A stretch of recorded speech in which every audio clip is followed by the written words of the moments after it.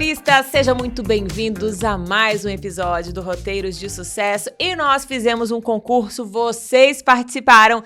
E hoje vamos receber a pessoa que teve o maior apoio da nossa audiência para estar aqui hoje. Carol.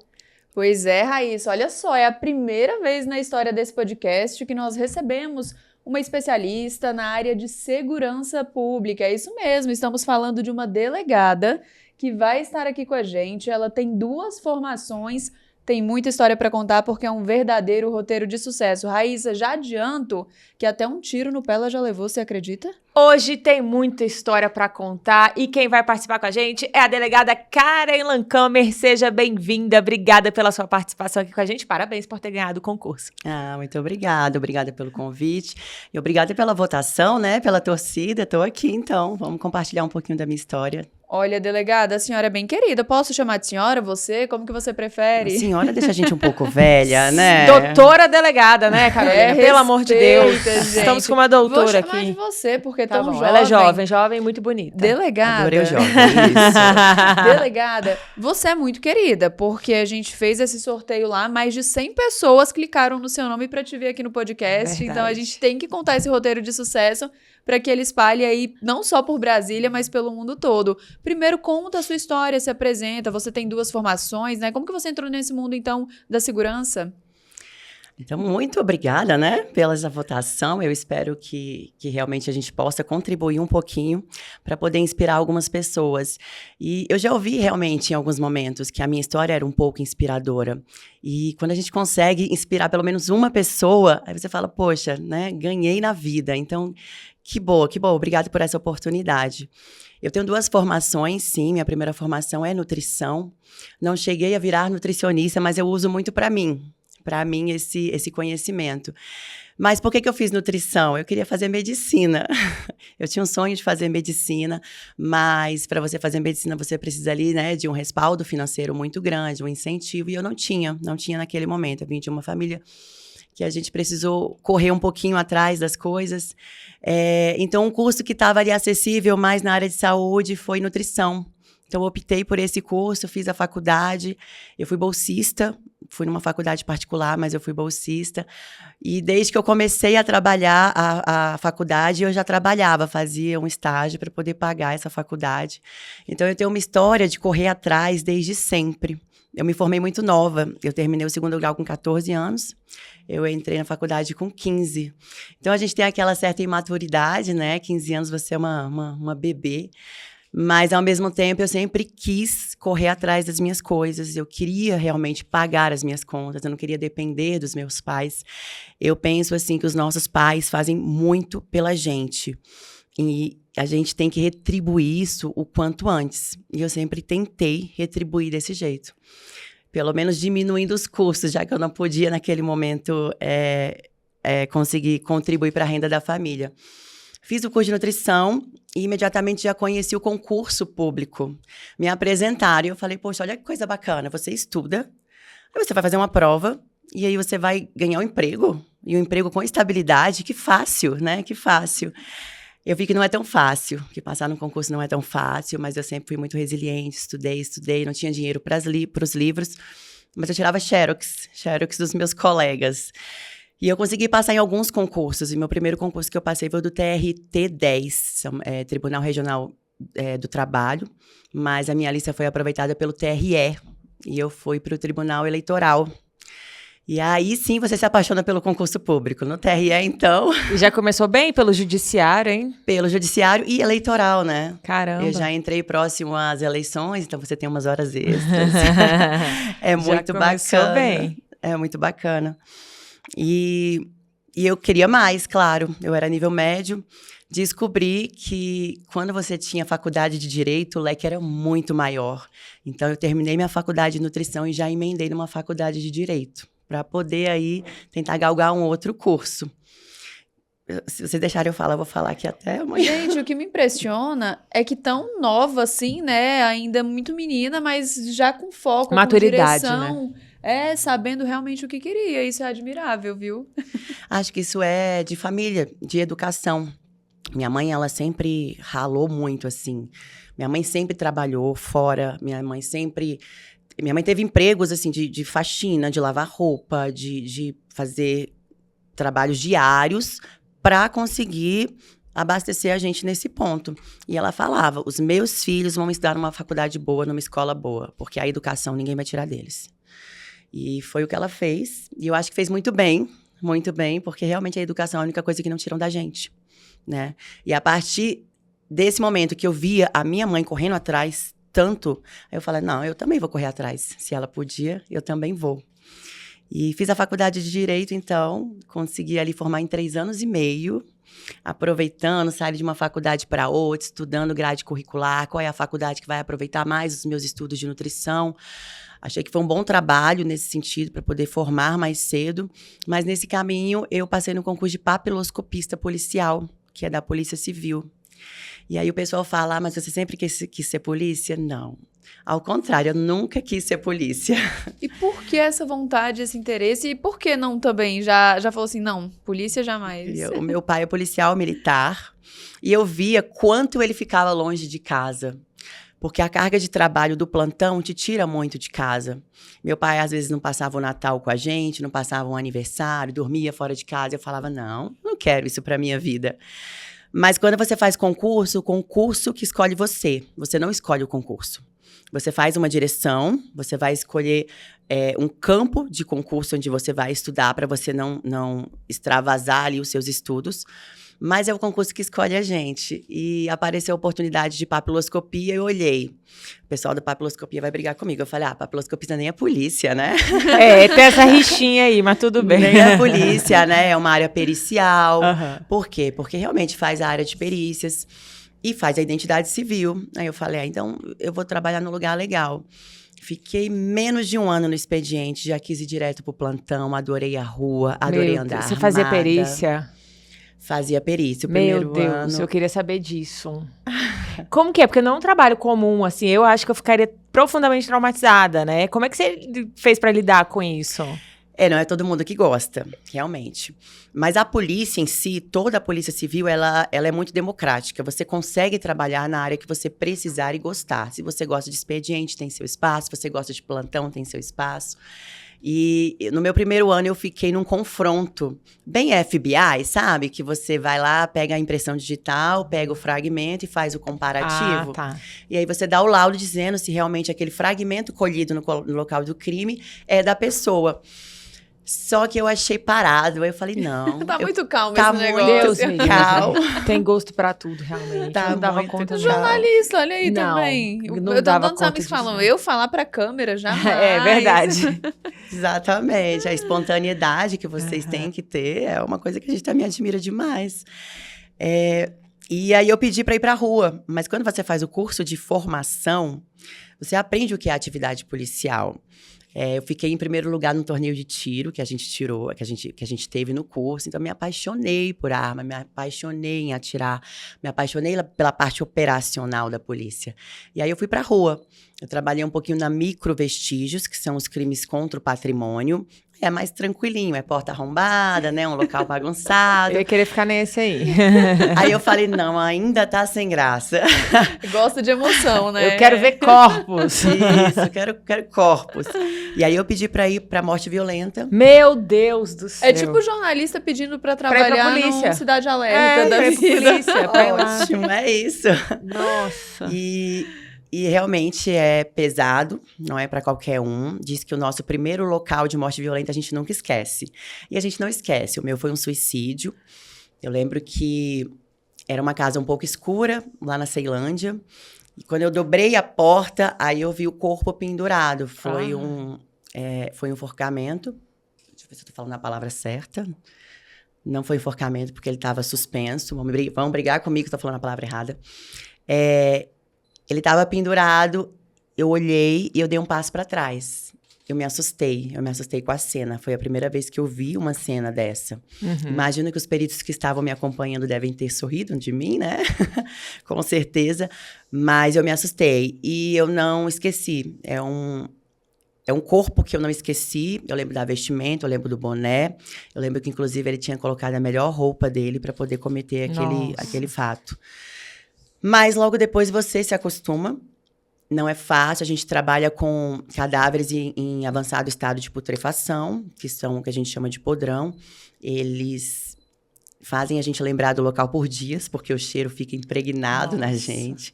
Nós temos locais com muito sangue, principalmente locais de esfaqueamento, e o cheiro do sangue é muito complexo, né? Assim, fica, não é todo mundo que aguenta.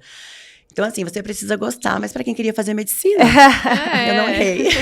Não tá tão longe assim. Mas como é que é? Você sai dessa cena aí, desse crime terrível, e vai comer um hamburguinho, vai jantar e ver um filminho? Né? Como que é isso? Tranquilo, Hoje não, sim, tranquilo. depois de um costume, tranquilo. Tranquilo. A gente, inclusive, tem que fazer o nosso RF, né? Que Entre isso? um local e outro, nosso horário refeição. Ah, tá. E muitas vezes não tem como você voltar para a base para você almoçar. Então, a gente almoça na rua mesmo. Então, é literalmente isso. Você faz um local com cadáver, a perícia tem ali que fazer todo o exame desse cadáver, tem que despir, analisar as feridas. E logo depois a gente sai para almoçar e depois volta, assim, pro próximo. Chega um momento, assim, da vida que eu acredito que tenha que se tornar normal ali pra você, né? Pra você conseguir seguir sua vida tranquilamente.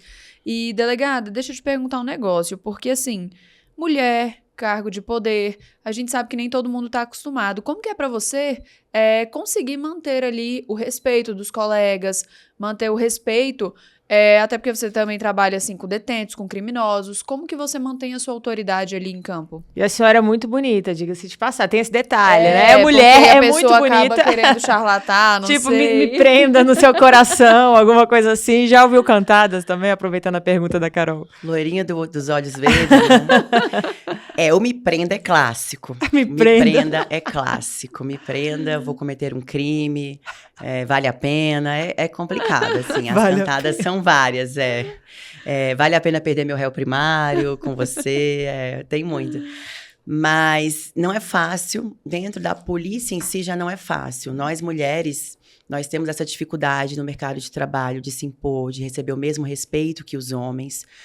Eu gosto muito até de contar um dado que tem um estudo que diz que nós, mulheres, temos uma carga horária semanal de 20 horas a mais do que os homens. E o que é essa carga horária de 20 horas a mais? É a carga horária do nosso trabalho extra-profissão. Porque a gente tem que cuidar do filho, a gente tem que dar banho, a gente tem que dar comida, levar para a escola, cuidar da casa. Isso é trabalho. E aí tem homem que fala, isso não é trabalho, ela faz por amor. Calma. Não é porque eu não faço por amor, não é porque eu faço por amor que não é trabalho. Porque o tempo que eu estou fazendo esse serviço de mulher, né, esse serviço de mãe, de dona de casa, é um tempo que eu deixo de investir em mim. E os homens, ao contrário, eles não têm tanto esse dispêndio de tempo, né? Eles podem sim investir mais neles. Então, nós mulheres, a gente tem que conseguir consolidar aí a nossa vida profissional, a nossa capacitação, a nossa atenção aos filhos, a atenção aos nossos familiares, porque nós somos filhas também. E ainda estar apresentável, a gente tem que cuidar da nossa beleza, da nossa saúde física, mental, da nossa vaidade. E eu entendo que nós temos que mostrar mais serviço do que os homens para ganhar o mesmo respeito. Porque realmente é uma profissão que é muito masculina. Você muitas vezes impõe respeito por ser homem, não por ser policial. E aí a gente tem que conquistar o nosso respeito. Eu, por gostar da parte operacional, sempre fiz questão de estar presente nas diligências dos meus plantões. Eu vou à rua, eu entro, eu abordo, faço as decisões de arrombamento, de fazer prisão ou não, de fazer condução coercitiva. E isso traz muita segurança para a minha equipe.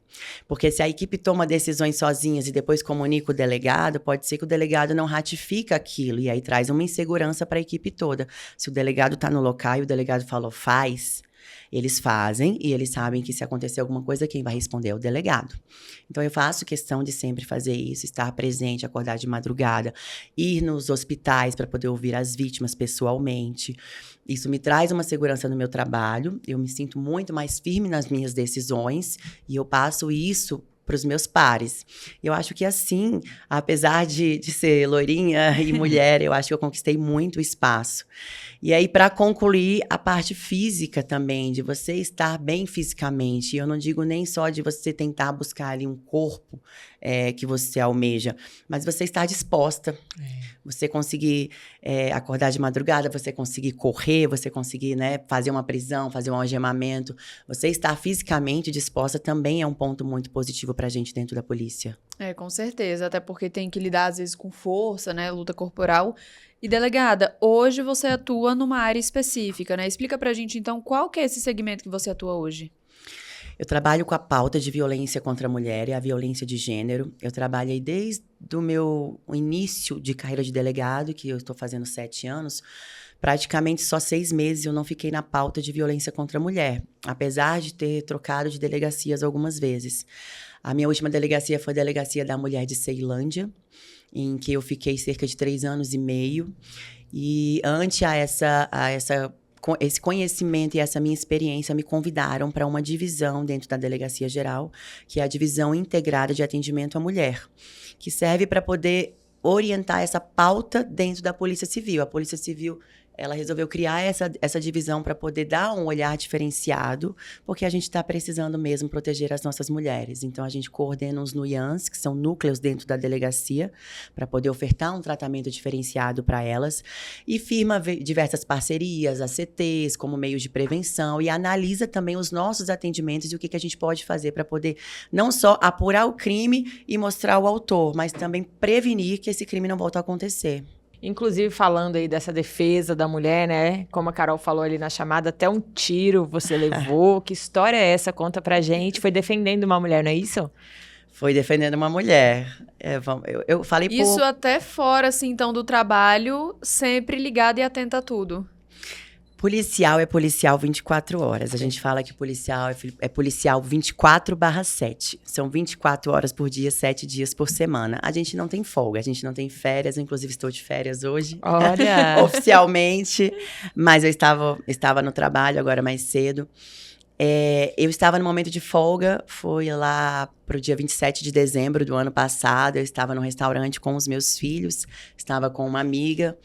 E a gente havia tido 2 feminicídios no dia anterior. E como eu trabalho com essa pauta, eu tenho que fazer uma análise desses feminicídios, analisar se ficaram órfãos do feminicídio, se a ocorrência foi lavrada corretamente, se tem mais alguma coisa que a gente possa fazer para poder atuar naquele caso. Uhum. Então, você se envolve muito com isso. E isso somado à minha experiência de plantão de Ceilândia, a gente sabe exatamente como que se iniciam os casos violentos. E eu vi na minha frente um caso que, para mim, ele poderia ser um feminicídio anunciado. Tinha uma pessoa, um homem. Esse homem, ele estava agredindo fisicamente uma mulher que estava com ele ao lado. Como era essa agressão? Isso no restaurante? Isso no restaurante. A agressão dele, a gente fala que é vias de fato, não chega a ser lesão corporal, porque lesão corporal você precisa deixar marcas aparentes. Ele puxava ela pelo pescoço, depois puxava ela pelo cabelo. E ela tentava se desfazer. Dava para ver que eles estavam num relacionamento afetivo ali. Então, a gente já vê, né, que é homem e mulher e que ele estava fazendo essa agressão. E fez uma vez, depois puxou o cabelo uma outra vez, depois puxou pelo pescoço. Aí, na terceira vez, eu falei, né, eu tenho que intervir. Estavam fazendo o consumo de bebida alcoólica. E, geralmente, os casos de violência doméstica envolvem, sim, o consumo de bebida alcoólica e ou drogas. E quantos casos chegam na delegacia que começam ou no bar ou na distribuidora de bebida? E aí eles iniciam ali uma discussão, geralmente envolve ciúme, e aí vai parar realmente na delegacia. E eu, né, com aquela cena na minha frente, fiquei extremamente admirada, porque ninguém fez nada. Tinha, inclusive, um homem na frente com eles na mesa e também não fez nada. Os garçons não fizeram nada. Então, eu resolvi intervir, mas da minha cadeira, da minha mesa. Porque a gente fala em ciclo da violência. Uhum. A gente tem aqui um ciclo de violência em que esse homem está ali praticando aquela violência, mas muitas vezes uma simples intervenção pode ser suficiente para poder cessar aquela agressão. Então, eu apostei nessa, né? Eu falei, vou chamar a atenção. E aí ele vai falar, opa, estou sendo observado, vou parar. Atenção, né? Vou parar. E pronto, talvez, né, a gente poderia resolver ali. Só que eu tive o grande azar dele ser policial também, eu não o conhecia. Ele também é policial civil. E ao invés dele recuar na agressão, ele evoluiu nessa agressão, ele me enfrentou, ele me ofendeu verbalmente, ele me ameaçou e ele falou que ia fazer com ela o que ele quisesse. Mesmo eu tendo me identificado como delegada de polícia. E como que foi essa sua reação ali da sua mesa? Só pra gente entender melhor, fiquei curiosa aqui. Eles estavam ali nesse momento, nessa discussão, nessa agressão, num restaurante publicamente, todo mundo ali observando. Você numa mesa próxima, viu? Qual foi sua reação? Qual foi sua atitude? Eu chamei a atenção, eu falando, oi, vocês precisam de alguma coisa aí? Aí, você quer que eu chame alguém pra você? Eu falei simplesmente essa frase. Da sua mesa mesmo? Da minha mesa mesmo, talvez uma distância ali Sim. de 3 a 5 metros, não muito longe. Deu pra escutar, tanto é que ela levantou e sentou na cadeira da frente. E aí, ele começou a me interpelar verbalmente. E aí, eu falei, não, eu sou delegada, então se você quer, a gente pode evoluir, então, pra ir pra uma delegacia e a gente resolve lá. Só que quem conhece a vida policial, as diligências externas, elas evoluem de uma forma muito rápida.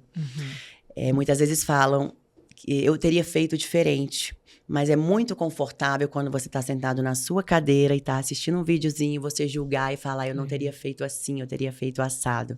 Quando você está na situação, você tem que levar em consideração tudo que está acontecendo lá. Então, ele poderia simplesmente levantar, se evadir do local, levar essa mulher para um paradeiro desconhecido e talvez ali praticar um crime muito mais grave, chegando até o feminicídio. Eu não poderia deixar isso acontecer, e isso, pela minha posição como polícia, eu não posso me omitir, a omissão de socorro é um crime. Não, até depois pega a fita dessa mulher, né, que poderia ter falecido, vai ver que a delegada estava ali do lado e não fez nada, né? Exatamente. E não só pela minha responsabilidade profissional, mas pela minha consciência pessoal, que eu trabalho tanto com isso, e eu sei o quanto as mulheres precisam que a gente as proteja. É verdade. Que muitas vezes as mulheres não saem porque elas não conseguem, não é porque elas não querem. Então, ele se manifestando firmemente, queria fazer o que quisesse com ela, para eu não me meter naquela situação. Eu me levantei da minha cadeira e fui até a mesa dele e falei, não, então a gente vai para a delegacia imediatamente. E aí tudo evoluiu de uma forma que depois ele sacou a arma dele. Eu estava desarmada nesse dia. Caramba. Eu sempre andei armada. Você está armada, delegada? Eu estou armada. Então, estamos seguras aqui hoje, ok. Eu estou armada. Estamos seguras hoje. A delegada nos protege. Mas nesse dia especificamente, a gente fala, né, que o que é para acontecer, acontece. Nesse dia especificamente, eu saí sem minha arma, porque o objetivo nem era parar nesse restaurante, era buscar a minha amiga e ir para minha casa. Mas começou a chover, decidimos parar. Se eu tivesse armada, com certeza alguém teria morrido. Com certeza poderia ter tiroteio, inocentes poderiam ter sido atingidos. Porque nós policiais, na verdade, quando a gente saca uma arma, a gente saca uma arma realmente em uma situação de risco. E geralmente é para atirar. Sim. Né? Ao contrário disso, ele sacou a arma, ele me colocou na visada dele, isso significa que aponta a arma para o meu peito, para o meu rosto, a todo momento. Eu sempre a todo momento eu fiquei com as mãos para cima, mostrando que eu não era nenhum risco. E aí você fala, né, pô, uma mulher desarmada, na frente dele, com as mãos para cima, ele não tinha necessidade alguma de apontar a arma para mim. E nós recebemos treinamento. Eu sou capaz de portar a minha arma próximo às senhoras. Eu posso falar senhoras? Vocês, senhoritas maravilhosas. Vocês. Já sinto íntima aqui, amigas. Também. Amigas, eu posso muito bem portar a minha arma em uma posição que eu consiga atirar se eu precisar, mas sem apontar o cano da minha arma para ninguém. Nós somos treinados para isso, mas ao contrário, ele me colocou em risco de morte a todo momento. E chegou um momento que ele efetivamente atirou. E eu entendo que ele gatilhou essa arma, isso significa que é quando você pressiona a tecla de gatilho muito forte ou com algum despreparo, e aí o cano da arma ele é puxado para baixo. Aí foi quando eu fui atingida nos meus pés, levei alguns pontos, a minha amiga que estava próxima a mim também foi atingida. Caramba. E ainda assim, ele ficou com a arma apontada. Só que antes de levar um tiro, eu levei 2 tapas no rosto. Meu Deus. E aí a gente vem de novo com a questão de gênero. Será que se fosse um homem, ele teria batido na cara? Com certeza não. E eu acho que um homem também não teria ficado assim pra ele, mesmo ele armado, com né? certeza. A confusão teria sido maior. E você vê que é uma covardia, né? É uma covardia. covardia. Não tinha necessidade, eu não era um risco para ele. E eu me identifiquei como delegada. Sim. E só o que eu pedia é abaixa a arma. Temos inocentes, abaixa a E arma. crianças ali também, né, delegada? E Um absurdo. crianças Seus filhos estavam presentes nessa situação toda? estavam presentes. Mas meus filhos, eu sempre sento no local mais reservado do restaurante. Sempre sento com as costas para o fundo. Meus filhos estavam lá no fundo. Eles não presenciaram a cena, graças a Deus.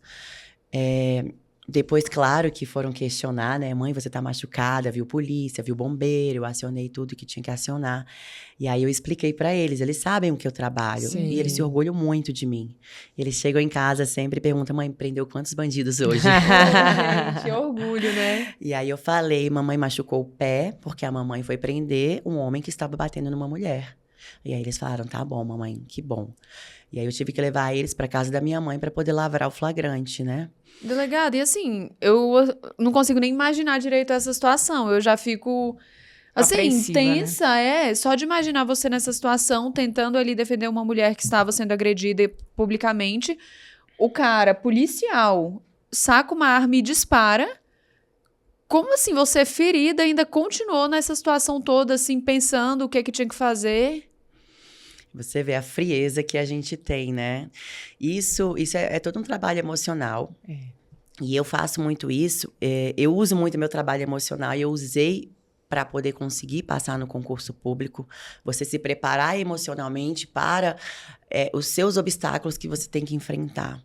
Então, assim, se você sabe que você vai fazer uma prova, você vai imaginar fazendo aquela prova várias vezes, várias vezes. Quando chegar naquele momento, a sua mente não vai ter um branco, porque você já se preparou para aquilo.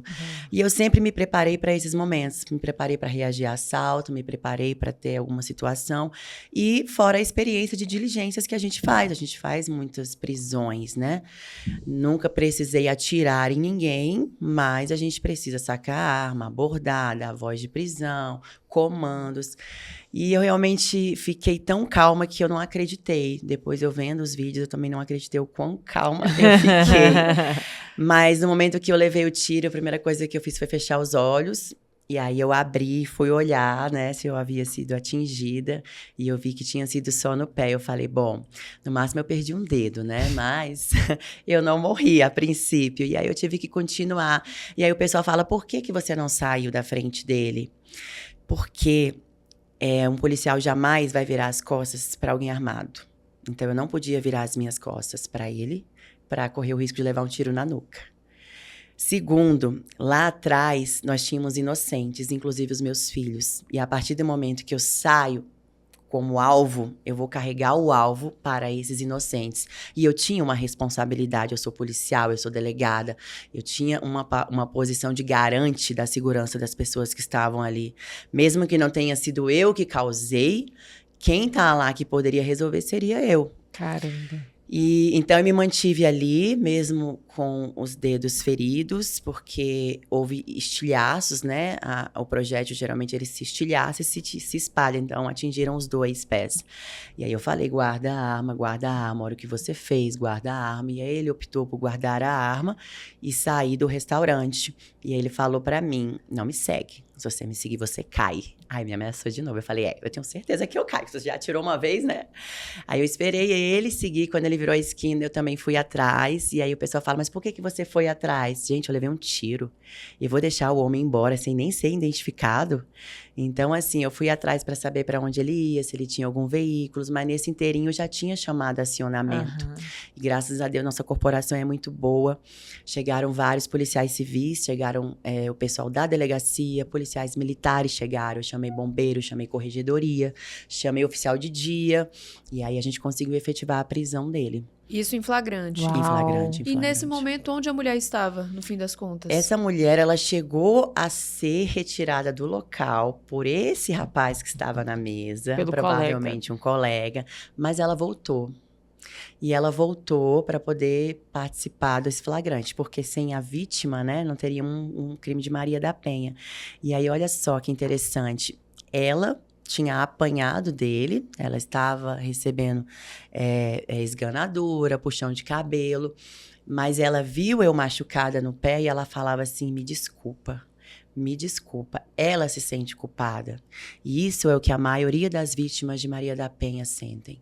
As vítimas de violência doméstica, elas sempre se sentem culpadas.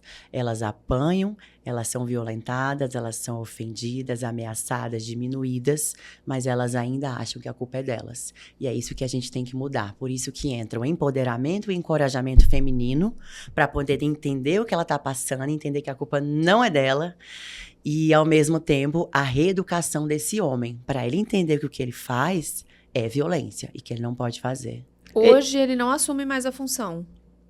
Ele assume, ele tá trabalhando. Gente, alguém tira essa pessoa das ruas que eu tenho medo de esbarrar num restaurante aí. Sério? Aí a gente tem toda uma questão de legislação. Tem os trâmites internos. A gente tem uma questão de legislação que a gente tem que apurar. A gente tem o princípio da inocência, né? Sim. Então, até sair um trânsito em julgado, tanto da área criminal quanto da área administrativa, que ele tá respondendo nos dois, Sim. a gente não pode antecipar a culpabilidade, Sim. né? Isso é uma questão legal. É claro que a gente se revolta, né? Porque se o homem agrediu a mulher que estava com ele, depois ele agrediu uma colega. E ele falava assim, não é porque você é delegada que você manda em mim, né? Porque ele é agente. Você já percebe um descontrole, né? Assim, emocional, pra pessoa estar armada. Apta, né, pra essa função. Hein? Desfere tapas no rosto de uma mulher desarmada, que não apresenta risco. Então, realmente, é uma pessoa que precisa aí de uma atenção especial. Ele não está armado, mas ele continua trabalhando. Aí a gente coloca essas pessoas para trabalhar com restrição, até sair as sentenças e as decisões. Nessas horas, eu queria ter algum poder de, tipo, exonerado.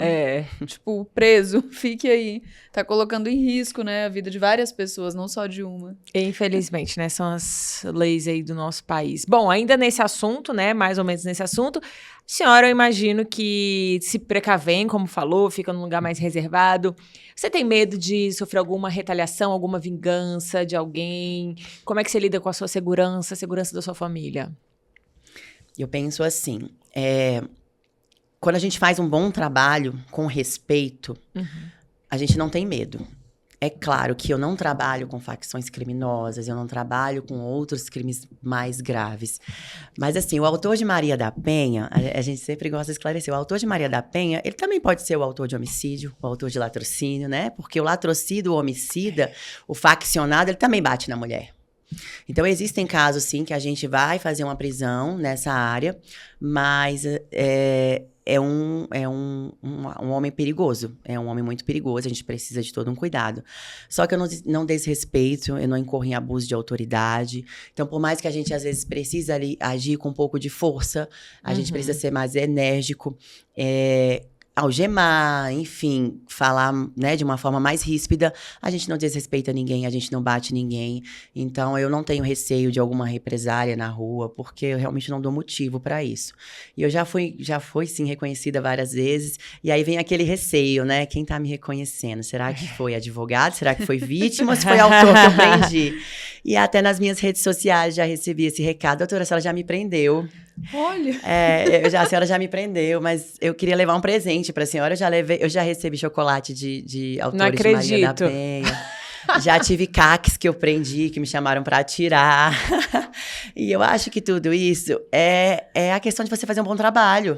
Porque eu estou lá fazendo o meu trabalho. Eu não estou prendendo porque eu quero. Eu estou prendendo porque ele precisa ser preso. Ele que infringiu a lei. Sim. E eu faço questão, como delegada, de explicar o motivo que ele está sendo preso. Você está sendo preso por isso, isso, isso. E as pessoas até falam, olha, 90% dos presos da doutora Karen choram. E eles choram, mas não é porque eu maltrato. Eles choram porque eu jogo a realidade para eles. E os homens, eles muitas vezes não entendem que eles fizeram algo errado. Eles não entendem. É difícil reconhecer, Como é isso? Né? O homem agride a mulher e na cabeça dele está ok? Como é que é isso? Conta pra gente. Ela é a culpada. Ela que procurou, ela que pediu. Acontece, né? Nos casos. Vocês sabem que, assim, historicamente na nossa cultura, a gente tem a objetificação da mulher. A mulher sempre foi uma posse, um objeto. E aí a gente vem lutando para ser uma pessoa, né? Para ocupar esse mesmo status que o homem. Então o homem entende que ele pode fazer o que ele quiser com a mulher dele. A mulher dele é propriedade dele. Então ele pode sim brigar, ele pode xingar, ele pode humilhar, porque ele tá no direito dele. Porque é dele. É dele. E aí ele fala, não, mas ela que me provoca. Ai, não interessa. Ah, mas ela me empurrou. Sim, mas você bateu nela. E a gente tem aí uma disparidade de forças biológicas. Um tapa de uma mulher não se compara com um tapa de um homem. E aí eles se sentem extremamente injustiçados. Extremamente injustiçados. Eles acham um absurdo. Gente, tadinhos. Ela que eu queria entender, porque a doutora já presenciou tanto isso, que deve ter de có e salteado até o que o homem vai chegar falando. Então, assim, quer dizer que ela provocou como? Como que começa uma briga, doutora, de modo geral? Geralmente é ciúmes, tá? Ciúmes, aí Celular. a pessoa bebe. Celular. Conta pra gente, doutora. Gente, não mexam no celular quando vocês estiverem bebendo. Não mexam no celular do coleguinha, do parceiro. Nem no seu, dependendo do caso. Não procura, não. Mexam no celular. A ingestão de bebida alcoólica, junto com o ciúme, causa geralmente o início dessas confusões em relação, né, de mulher e homem. Cerca de 60% dos casos de feminicídio ocorreram por ciúmes e 20% por não aceitação do fim do relacionamento. Ou seja, a mulher é objeto, né? Porque o ciúme você é minha, você não é de ninguém. E a não aceitação do fim do relacionamento não. Você só vai sair se eu quiser. E as brigas começam no mesmo sentido. As outras violências também. Então, assim, a mulher ter ciúmes dele, querer olhar o celular, não pode. Não pode, aí ele vai agredi-la fisicamente. E ele acha que ele tem o direito de agredi-la, porque ela tá querendo se meter na vida dele. O ciúmes é da mulher, então. Dos dois, nós temos dos dois. Os Nós dois temos da casos, mulher. né? Esse é um caso que ele acha que ele pode agredi-la, porque ela não Porque ela pode ter o mexeu direito. ali. E, ao mesmo tempo, se chegar uma mensagem que ele não tá feliz ali... Ou ele não, inseguro, o que é isso? olha. O que é isso? Exatamente. E aí começam as discussões. Um começa a atacar o outro. E aí vem a disparidade de forças. Às vezes ela realmente pode até iniciar a agressão, uma via de fato, mas a agressão do homem sempre tem uma intensidade muito maior. Ô, delegada, e com esse seu trabalho é muito bem visto, tanto que a senhora está aqui hoje, né? Você, desculpa, está aqui hoje com a gente. Muitas mulheres começaram a te procurar no Instagram, nas redes sociais, pedindo ajuda, relatando os casos dela. E foi assim que você foi crescendo cada vez mais e seu trabalho sendo ainda mais reconhecido, né? Como que você se sente tendo esse contato direto com a comunidade, ajudando essas mulheres que te procuram, dando um suporte para elas? Eu acho que essa é a parte mais feliz do meu trabalho. Porque, assim, quando eu lavro um flagrante, eu vou simplesmente pegar esse homem, tirar ele de sociedade, colocar em cárcere, ele vai ser submetido a uma audiência de custódia e logo depois ele volta para a sociedade, mas eu não resolvo o problema daquela mulher. Eu não resolvo. Eu posso até pedir uma medida protetiva e afastar ele do lar, mas esse homem depois vai ter um novo relacionamento e vai fazer uma nova vítima. E eu não quero isso, eu quero resolver esse problema, eu quero diminuir essa violência. E a partir do momento que essas mulheres me procuram, infelizmente eu não consigo atender todas, né? Nem uma grande parte, mas quando eu consigo, eu faço questão de conversar com essas mulheres, de orientá-las, de mostrar o que elas podem fazer. E eu falo muito que a gente consegue, sim, proteger essas mulheres. A gente consegue protegê-las, mas eu preciso ter a oportunidade de protegê-las. Eu, Estado, segurança pública, eu preciso saber que a mulher é vítima de violência. Porque se eu não souber que ela está sofrendo violência, ela vai ser uma vítima de feminicídio e eu não vou conseguir protegê-la. Caramba! E tem casos que, assim, a pessoa continua com o agressor, ele já foi preso, ele saiu e esse homem se regenerou. Existe algum caso assim? Você já viu? Existem. A gente fala assim, a gente preza pela família. Eu não quero sair separando todos os casais que brigam. Inclusive, nós temos programas de governo, como o Espaço Acolher, que é o quê? É um tratamento desses homens também. Esses homens precisam ser tratados para poder entender o que eles podem fazer ou não. Que tudo que limita a liberdade da mulher e que causa desconforto, isso vai ser um tipo de violência. E se você conseguir cessar isso aqui naquele começo, é sim uma grande chance de sucesso. E de você retomar o relacionamento, você continuar naquele relacionamento, isso é possível. Agora, tem casos que não é. Tem casos que não é, que a gente só tem mesmo a possibilidade de separar esse casal.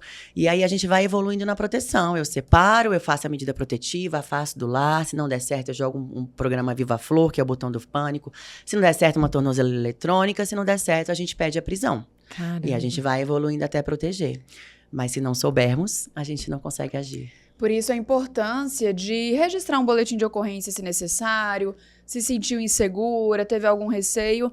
Mas, delegado, o que a gente quer falar aqui agora é que a sua participação, além de ser uma história de sucesso, hoje você está aqui porque uma pessoa comentou o seu nome ali na nossa postagem, uma pessoa que é muito grata por tudo que você fez, né? Porque, segundo ela já sofreu, já passou por algumas dificuldades, também te procurou nas redes sociais e, com a sua ajuda, ela conseguiu sair de um relacionamento abusivo. Então, a gente vê aí a importância das redes sociais, a importância de ser uma pessoa ativa ali, que conversa com as pessoas. Então, a gente quer fazer uma surpresa para você agora, no meio do nosso podcast. Opa! Temos uma convidada especial aqui. Ela fez questão de vir aqui fazer uma surpresa. Pode ficar, delegada. Calma aí, que as nossas câmeras estão posicionadas. A nossa convidada entra. Pode entrar, Madalena. Madalena vai entrar. Madalena que comentou o nome da delegada, fez todo mundo curtir. A Madalena queria muito. Olha, a Madalena foi lá, aqui. comentou no podcast. Madalena, venha pra cá, por favor. Madalena, eu acho que a Madalena pode aquele sentar ali no Não, é ali, ó. cantinho. Marcamos ali o lugar dela. Só um pouquinho, Madalena, o Henrique vai participar dizer. aqui com a gente. Nem onde tava você no fica? script. Não tava, foi tudo no mas improviso. Aqui a gente faz assim porque é assim que funciona aqui o bastidor e o negócio ao vivo. Bem-vinda, Madalena, que comentou lá, que fez a campanha da delegada. Gente, só para instruir quem não entendeu o que está acontecendo aqui, nós soltamos um presente para os nossos seguidores. Muitas pessoas queriam participar, queriam trazer um roteiro de sucesso, indicavam amigos. Então, a gente deu essa oportunidade, essa participação de um episódio aqui e pedimos para quem nos segue, para quem nos acompanha, comentar quem que essa pessoa quisesse ver aqui, que o comentário mais curtido, o nome mais curtido, iria estar aqui no Roteiros de Sucesso. E a delegada Karen foi mencionada pela Madalena, que precisou da ajuda dela, buscou essa ajuda e teve esse suporte, né, Madá? Aí Madalena fez a campanha. Madalena fez a campanha, conseguiu mais de 100 curtidas pra gente ter. Eu acho que o presente tá atrapalhando. Tá, vamos mudar aqui o pra cá. Embaixo aí, só pra gente não tampar o seu rosto, delegada. Madalena, conta pra gente um pouquinho como é que foi esse seu contato aí. Nem tava prevista que a Madalena participar, mas Madalena é ela uma vai participar. admiradora da delegada, é isso? Sim. Peraí, calma aí. Ficou emocionada. Eu ia perguntar se eu podia falar o nome dela. A pessoa veio. Ela fez Eu ia questão. falar. Ela, gente, Que vamos coisa Só muito falar boa. dessa agradecer. admiração dela só. Conta pra gente, Madalena. Na verdade, eu vi ela num evento a primeira vez. E nesse dia, tipo, eu queria sair daquele relacionamento. E aí, só que eu não tive coragem de chegar perto dela. Aí eu fui lá nas redes sociais dela e mandei uma mensagem. E aí a gente marcou um encontro. Você contou sua história, o que você estava vivendo naquele relacionamento, foi Sim. isso? E ela te recebeu, te orientou e te deu esse apoio. Foi. E Madalena virou fã da delegada, né, Madalena? E a gente virou fã também aqui. Obrigada por Adoramos apresentar esse a delegada bate-papo. pra Obrigada por gente. você ter indicado. Delegada, vamos caminhando aqui para o final da nossa entrevista, porque sabemos que sua agenda é muito cheia, tem vários compromissos. É emocionante esse roteiro de sucesso aqui. Eu tô emocionada com a sua história, em conhecer um pouquinho. Fiquei curiosa em saber se agora você sai desarmado algum dia ou não. Você acredita que agora eu comecei a sair desarmada? Foi, depois desse porque episódio. eu vi que poderia ter acontecido uma tragédia. Aí eu acabei de fazer um curso de sobrevivência policial. E aí a gente verificou que nem sempre a gente vai resolver com a arma na mão. Então, tudo é uma questão de sabedoria e de equilíbrio, né? De você saber quando você vai agir, como vai agir. Só que eu confesso que logo depois do tiro eu fiquei bem traumatizada. Eu fiquei quase um mês sem conseguir aí frequentar nenhum lugar. Tinha receio de ir, receio de encontrá-lo, né? Assim, poderia ter morrido. Depois que eu vi o vídeo, só colocar aí no Google, qualquer um vai ver o vídeo. Eu corri mesmo risco de morte ali. E hoje, eu de vez em quando saio desarmada. Realmente tem que ter um emocional bem preparado para isso, um psicológico aí absurdo. Delegada, conta pra gente então, para quem nos acompanha, para quem deseja seguir nessa carreira policial e que tem um sonho de ser delegada, como ser um delegado, uma delegada, trabalhar na área de segurança. e ser um bom profissional para a comunidade e ter essa convicção que você tem de que está no caminho certo, de, às vezes, abrir mão da própria segurança para proteger uma outra pessoa? A gente fala assim que tem que nascer para isso. Eu acho que não tem que nascer para isso. Eu acho que a gente vem nessa vida com uma missão e ela às vezes cai no nosso colo como a minha caiu. E eu sou muito feliz quando eu consigo ajudar alguém, e tá aqui a Madalena. Prova Eu acho disso. que ela é um caso de sucesso. A Madalena é um caso de sucesso. E pra gente, cada pessoa que a gente consegue ajudar é uma vida que a gente salva, é uma família que a gente preserva. Serviço público em si nem sempre vai trazer a nossa gratificação, nem sempre é o que a gente pensa quando passa no concurso, nem sempre é a remuneração, as condições de trabalho, condições de emprego que você quer. Na Polícia Civil a gente tem muito problema ali de estrutura, de material humano, mas eu penso e eu falo isso para os nossos servidores, que quando a gente está ali, a gente é a única porta de salvamento da sociedade, porque a pessoa ou vai pedir socorro no sistema de saúde ou vai pedir socorro na delegacia, que é onde as portas estão abertas 24 horas. Então, se você pode fazer um pouquinho a mais por aquela vítima que está lá, faça. Porque você gostaria que o seu familiar também tivesse sido bem atendido. Se for a sua irmã, se for a sua mãe, o seu parente que bater na delegacia, você vai querer que alguém faça um pouquinho a mais por ele.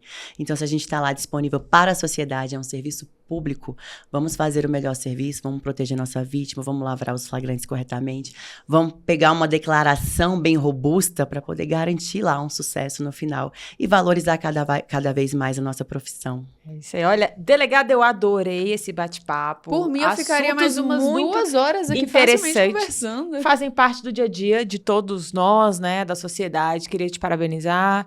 Parabéns, Madá, também pela indicação. Pra gente encerrar, quem é Karen Langhammer? Quem é Karen Langhammer? Eu acho que, acima de tudo, eu sou mãe. Acima de tudo, eu sou mãe. Eu faço de tudo pelos meus filhos.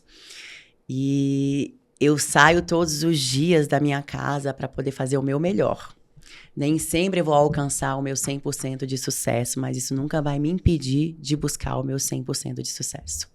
E eu acredito que todo mundo que quiser também fazer isso vai conseguir. Basta a gente tentar, acordar de manhã, agradecer por estarmos vivos e buscar o melhor todos os dias, que lá no final a gente sempre vai receber a nossa recompensa e o que a gente merece. Gente, isso é um roteiro de sucesso. Delegada, muito obrigada pela sua participação mais uma vez, por disponibilizar um tempinho para contar essa história pra gente. Sempre muito bem-vinda aqui. Sempre que quiser compartilhar alguma história, será bem-vinda aqui no Roteiros de Sucesso, viu? É isso aí, meninas. Obrigada. Realmente é inspirador, né? Esse episódio para todo mundo que acompanhou, não só mulheres, mas homens também. E é isso. Parabéns para vocês duas. E é isso, né, Carol? Gostei do bate-papo. É isso, eu adorei também. Saiu daqui inspirada. Meninas, obrigada. Até a próxima. E a você que nos acompanhou, se gostou desse conteúdo, compartilhe aí com quem precise ver. Entre em contato também com a delegada, caso precise de algum suporte, que ela tá aqui justamente para isso. E a gente agradece a sua companhia até aqui. Até a próxima. Até tchau, mais. Tchau.